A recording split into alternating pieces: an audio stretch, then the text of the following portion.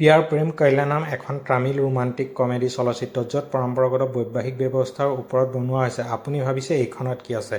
কচম গৈছোঁ, এনেকুৱা আইডিয়া ক'ৰ পৰা আহে নাজানো। কাহিনীৰ কথা ক'বলৈ গ'লে এইখন ফিল্মত ছোৱালীজনী বিয়া হৈ ল'ৰাৰ ঘৰত নগৈ ল'ৰাটোক ছোৱালীজনীৰ ঘৰলৈ লৈ যায়। ডুবাইত চাকৰি হেৰুৱাই ল'ৰাটো ঘৰলৈ উভতি আহে। ঘৰত তেওঁ এজনী ছোৱালীৰ প্ৰেমত পৰে যি ছ'চিয়েল মিডিয়াত এক্টিভ থাকে। কিন্তু বিয়াৰ দিনা ছোৱালীজনী নিজৰ ঘৰ এৰি শহুৱেকৰ ঘৰলৈ যাবলৈ মান্তি নহয়। ইয়াৰ ফলত ল'ৰাটোক ঘৰ জোঁৱাই হিচাপে ছোৱালীজনীৰ ঘৰলৈ লৈ যায়। এজন পুৰুষে নতুন ঘৰ এখনত নিজকে খাপ খুৱাবলৈ কৰা সংগ্ৰাম, আৰু এজন পুৰুষে যেতিয়া একো কাম নকৰে তেতিয়া তাৰ গুৰুত্ব কিমান থাকে সেই বস্তুটো বহুত ধুনীয়াকৈ দেখুওৱা হৈছে। আৰু ঘৰৰ দৃশ্য, ধেমেলীয়া সংলাপ আৰু আধুনিক সম্পৰ্কৰ ওপৰত এক সতেজ দৃষ্টিভংগী ইয়াত চাবলৈ পাব। লাষ্টত ক'বলৈ গ'লে পৰম্পৰাগত বিয়াত কন্যাই ঘৰ এৰি যোৱা নিয়মটো ওলোটাকৈ দেখুৱাই আৰু শাহু মাকৰ আৰু জোঁৱায়েকৰ মাজত হোৱা সংঘাত আকৰ্ষণীয় ৰূপত চাবলৈ পাব নেটফ্লিক্সত।